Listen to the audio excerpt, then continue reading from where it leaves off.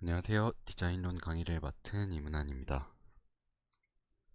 오늘은 미국의 산업 디자인에 대해서 알아보도록 하겠습니다. 미국의 산업 디자인을 이해하기 위해서는 국제 양식, 유선형, 그리고 유기적 양식 등에 대해서 이야기해보면 좋겠습니다. 먼저 미국이 어떻게 디자인을 발전시켰는지 이야기를 해보면요. 바우하우스가 매우 중요한 연관성을 가집니다. 바우하우스는 독일에 있었던 디자인 교육기관이자 연구기관이라고 말씀드렸는데, 그곳이 오래 지나지 않아서 폐교가 됨으로써 그곳에서 일을 하시던 많은 교수진들이 미국으로 이주를 하게 되었습니다. 월터 그로피우스라는 분은 하버드 건축대학으로 이동을 했고요. 일리노이 공대에는 모울리나치라는 분이 이동을 했다고 합니다. 이분들 뿐만 아니라 여기 일하시던 분들이 독일 각지에도 퍼져나가고 미국 각지에 퍼져나가면서 바우하우스에서 기초를 닦았던 그 교육 커리큘럼을 토대로 해서 더욱 모던하고 창의적이고 기초 근본을 생각하면서 디자인하는 그런 교육기관을 설립하게 되었습니다. 이런 교육적인 변화뿐만 아니라 1930년대에는 미국의 소비 가능층이 매우 증가했다는 것도 이런 디자인을 가능하게 했던 요인으로 분석할 수 있습니다. 즉, 디자인을 의식하는 소비자가 많아지고 그로 인해서 시장이 커지게 되고 상품의 대량 생산이 가능해졌는데요. 제조업체들은 기능적인 것을 넘어서서 점차 모양을 의식한 제품들도 시장에 공급해 나가기 시작했습니다.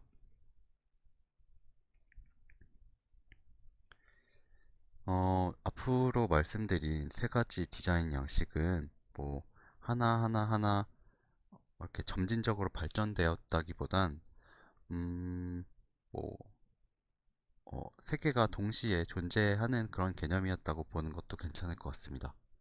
일단 국제 양식이라는 것은 바우하우스 운동을 계기로 해서 기능적, 기능주의적인 디자인을 가리켜서 이런 국제 양식이라고 말을 하고요.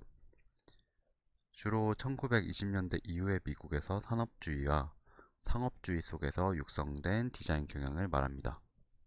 오른쪽 그림을 보면 르코르비지에라는 건축가의 주택인데요. 단순하면서도 명쾌하고 기능을 어, 중시하는 그런 형태를 볼 수 있습니다. 장식적인 것들은 최대한 배제하면서 합리적이고 근대적인 그런 모양을 추구했습니다. 르꼬르비지에라는 이분은 스위스, 프랑스 출신의 건축가인데요. 이분은 굳이 말하면 건축가이고 디자이너는 아니지만 이분이 이런 국제 양식을 주도했던 분이라고 보면 됩니다. 이분이 했던 일은 서민의 주거 문제를 해결하기 위해서 대규모 공동주택을 제안하는 등 인간을 위한 건축에 몰두했다고 알려져 있습니다. 아까 보았던 사보아 저택이라는 그 르꼬르비지에가 건축한 건물인데요. 현대 건축의 원칙이 가장 잘 반영된 건물이라고 말을 합니다. 여기 건물에 있는 이 기둥등을 필로티라고 하는데 이 필로티로 1층을 비워가지고 마치 주차장처럼 활용할 수 있도록 했고 옥상에는 일광욕을 할 수 있는 테라스 공간도 마련을 했습니다. 이게 사각형의 건물과 옥상에 있는 유기적인 형태가 매우 조화를 이루고 있는 것도 특징적이고요.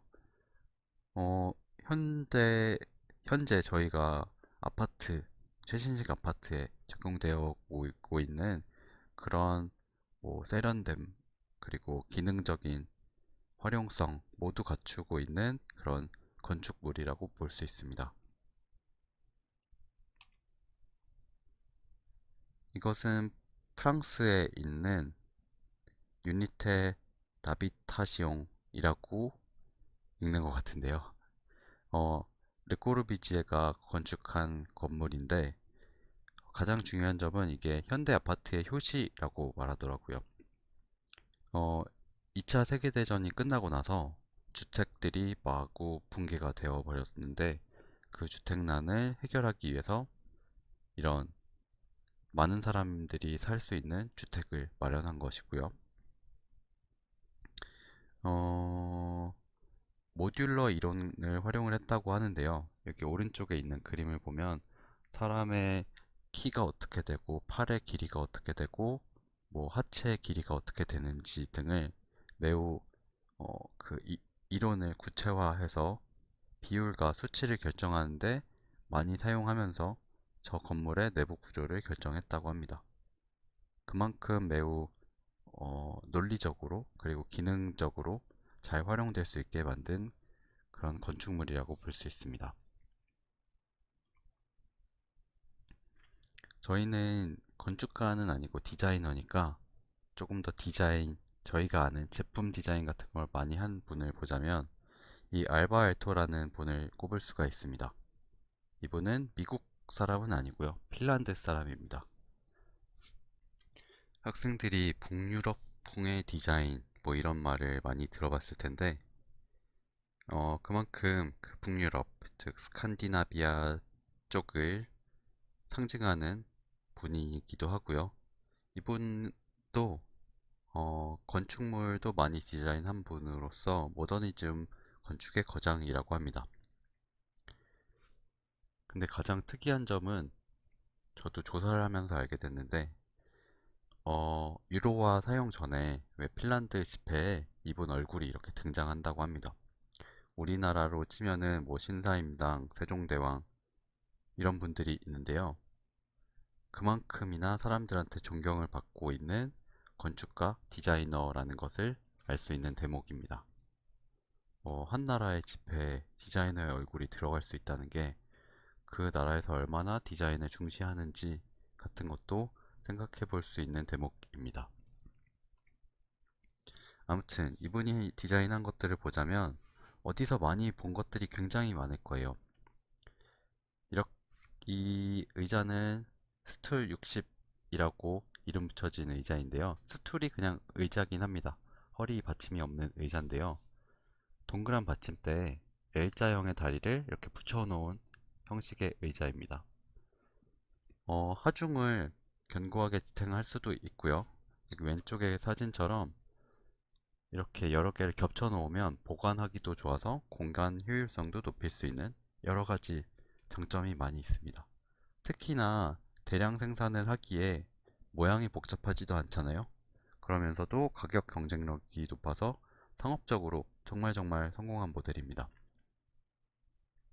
여러분들도 이런 의자 쉽게 살 수 있을 텐데요. 뭐 이케아 매장에 가서 보면은 그냥 눈에 정말 많이 띄는 게 이 의자이고요. 학생들도 그리 비싼 가격 주지 않고도 충분히 살 수 있을 법한 매우 저렴하고 매우 대중적인 의자입니다. 이 다음 거는 파이미오 의자인데요. 이분이 건축가라서 여러 가지 건축물들도 많이 만들었다고 했는데요. 자기가 만든 어떤 그 요양시설에 건축을 다 해놓고 나니 의자가 필요했던 거예요. 그래서 그 건축물과 거기에 필요한 의자의 일관성과 통일성을 부여해서 이런 그 의자를 만들었다고 합니다. 이것도 보면은 그 구조가 그렇게 복잡하진 않습니다. 양쪽 사이드에는 이렇게 합판을 자른 그런 것이 있고요. 여기 안쪽에는 합판을 구부려서 만든 것 같은 그런 그 사람이 앉는 부분이 있습니다. 다음은 유선형 양식입니다. 앞에서 그림에서 저희가 알아봤던 국제 양식과는 다르게 이 유선형 양식은 뭔가 공기역학적으로 봤을 때 빠르게 날아갈 것 같은 그런 생김새를 가졌어요. 그쵸? 이 차를 보면은 어디 SF 만화에서 나올 법한 그런 생김새를 갖고 있습니다. 우주선 같은 느낌, 비행선 같은 느낌으로 이 자동차를 만든 것입니다. 이렇게 된 이유는 먼저 자동차의 대량 생산과 더불어서 많은 사람들이 자동차를 사고 싶어 하는 그런 니즈에서 시작되었습니다. 사람들이 자동차를 더 많이 팔고 싶고 여러 회사가 경쟁을 하다 보니까 이 유선형으로 디자인을 했을 때 뭔가 굉장히 빠르고 효율적으로 움직일 것 같은 그런 느낌을 주고 미래적이고 첨단 기술을 가지고 있는 어떤 자동차 같은 느낌을 주게 됐을 거예요. 그렇게 되면서 이 자동차가 이렇게 생겼다고 하는데 뭐 자동차가 한 시속 100km도 안 달릴 텐데 100km 정도로 달릴 텐데 이 유선형으로 만드는 게 그렇게 그 달리는데 큰 영향을 주진 않았을 거거든요, 사실은. 그럼에도 불구하고 사람들의 구매 욕구를 자극하기 위해서 이렇게 유선형으로 디자인을 하기 시작했습니다. 근데 더 웃긴 것은 자동차뿐만 아니라 여러 가지 가정용 기기, 전자제품 같은 것에도 이런 유선형 양식이 적용되기 시작했던 거예요. 기능과 전혀 상관없이 그런 상징적인 느낌 때문에 유선형으로 디자인을 했었습니다. 그래서 미래를 상징하고 그런 느낌을 주기 위해서 디자인을 했고요. 다만 저렴한 대량 생산이 가능했기 때문에 이런 스타일로 만들 수도 있었던 것 같습니다. 이것은 호주의 산업 디자이너 중에 매우 유명한 마크 뉴스든이 만든 의자입니다. 사실 이 의자에 앉았을 때 얼마나 편리할지 편안할지 그런 건 잘 모르겠지만 되게 유명한 의자예요.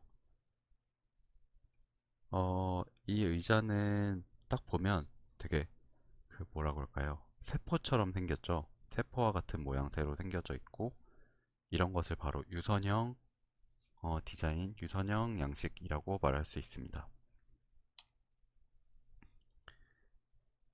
이거는 헨리 드레이퍼스라는 미국 디자이너가 만들었던 시카고 머큐리 기차입니다. 앞서 말했듯이 건축, 가구, 일상용품, 그리고 비행기, 배, 기차, 자동차 등의 교통과 관련된 시설들에도 이런 유선형의 디자인이 적용되었었는데요. 가로선상의 평행선, 둥글게 굴린 모서리, 은근하게 가미된 사선 요소, 큰 금속 시트를 한 장으로 찍어내서 일체형의 몸체를 만들어낸 듯한 느낌. 이런 것이 유선형 디자인, 유선형 양식의 특징입니다. 전체적으로 봤을 때는 단순해 보이고 매끈해 보이는데 실제 기능적으로 이런 모양을 하는 게 더 속도를 빠르게 하거나 에너지 효율을 더 증가시켰던 것은 아니었던 것 같습니다.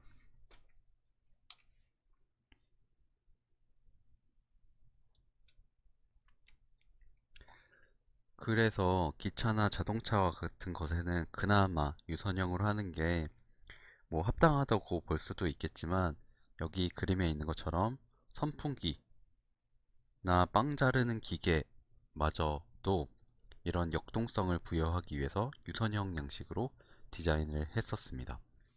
근데 앞서 말했듯이 제품의 기능에는 전혀 관련이 없고 형태가 기능을 뭐 개선시키는데 도움을 줬던 건 아닙니다. 다음으로 언급할 양식은 유기적 양식입니다.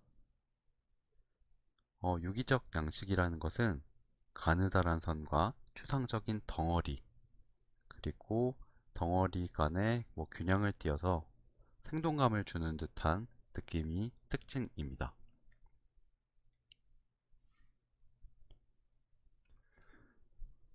생산 공정에서 재료를 최소한으로 사용하려고 하고 군더더기 없는 형태를 만들려고 했던 특징이 있고요.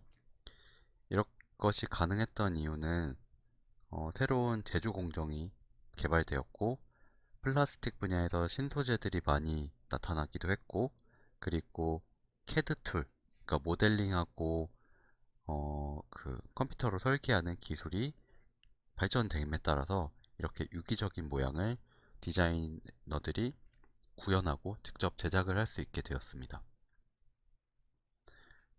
근데 이런 유기적인 양식의 어떤 상품을 만들 때 제일 중요한 것은 마감 처리가 정말 깔끔해야 된다는 거예요. 뭐 이렇게 파팅 라인이라던가 그런 게 남아 있으면 유기적인 양식의 그 생동감을 떨어뜨릴 수가 있고요. 그리고 유기적인 양식의 특징은 재료의 그 특성, 그러니까 광택이 나는 그런 표면들을 되게 많이 쓰는 걸 볼 수가 있습니다. 그래서 그냥 기하학적인 모더니즘 스타일, 국제 양식의 디자인과 매우 상반된 그런 새로운 해방감을 주는 게 이런 유기적 양식의 특징입니다. 밑에 사례들은 이 유기적 양식의 대표적인 디자이너인 야르너 야콥센의 에그체어와 엔트체어입니다. 또 이 유기적 양식의 대표적인 디자이너라고 하면 찰스 임즈, 레이 임즈라는 분입니다. 이렇게 같이 두 명을 묶어서 이야기하는 이유는 이분이 이분들이 부부 디자이너이기 때문이에요. 미국 모던 가구 디자인에 매우 선구적인 역할을 했던 분들인데요. 이분들이 디자인한 의자가 아직도 굉장히 많이 쓰이고 있어요. 앞서 알바알토라는 분, 핀란드의 디자이너이자 건축가를 언급했는데 이 찰스 임즈, 레이 임즈, 임즈 부부라고 하면 되는데 이분들이 디자인한 의자도 굉장히 많이 현재까지도 고가에 팔리고 있습니다. 이분들이 초창기에 1940년대에 만들었던 코끼리 의자라고 하는데요. 그냥 사진만 봤을 때는 이게 요즘에 만들어진 건지 예전에 만들어진 건지 전혀 알아챌 수 없을 만큼 예쁜 의자 같습니다. 합판을 구부려서 제작을 했고요. 합판이 가구 제작에 널리 사용되지 않았던 시절에 이런 것을 시도했다고 합니다. 그리고 이 의자는 다이닝 체어 우드, 이거 정확한 제목은 잘 모르겠는데요. 아무튼 이 의자는 이것도 여기저기 돌아다니다 보면 꽤나 많이 마주치게 되는 의자입니다. 이 의자가 처음 나왔을 때는 2차 세계대전이 딱 끝나고 산업이 매우 발전하는 시기였는데 그때 이제 집이 살만해지다 보니까 집에 조금 더 좋은 의자를 사고 싶었던 상황이었던 거예요. 근데 이 의자가 저렴하기도 하고 편리하기도 해서 굉장히 인기가 많았던 그런 제품이라고 합니다.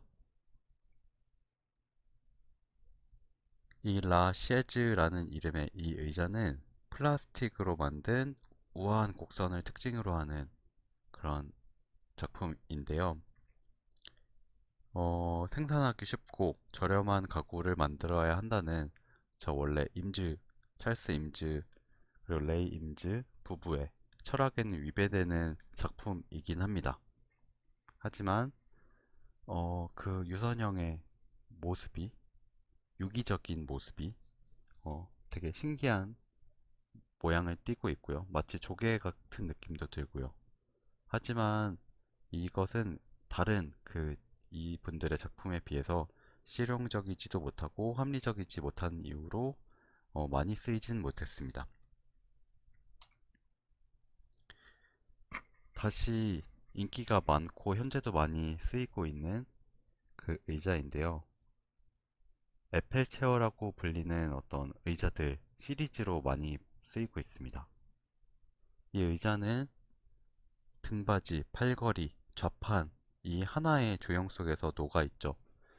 이 의자를 보면 팔걸이랑 등판이랑 여기 밑바닥이 하나로 하나의 덩어리로 이렇게 조형이 만들어져 있습니다.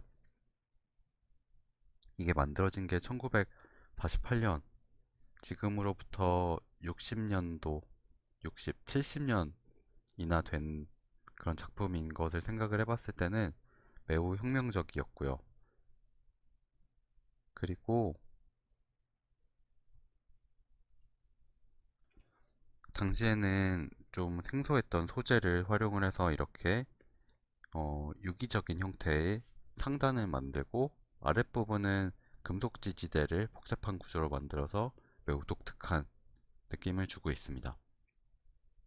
이렇게 생긴 의자도 있고 이렇게 안락 의자 형태를 띠는 것도 있습니다. 이 다음은 라운지 체어인데요. 그 주로 회장님들이 쓸 법한 이 형태의 의자는 허먼 밀러라는 회사에서 현재까지도 아마 만들고 있을 거고요. 이것도 마찬가지로 이거는 좀 더 절제된 형태를 띠고 있지만 유기적인 형태가 일부 남아있는 걸 확인할 수 있습니다.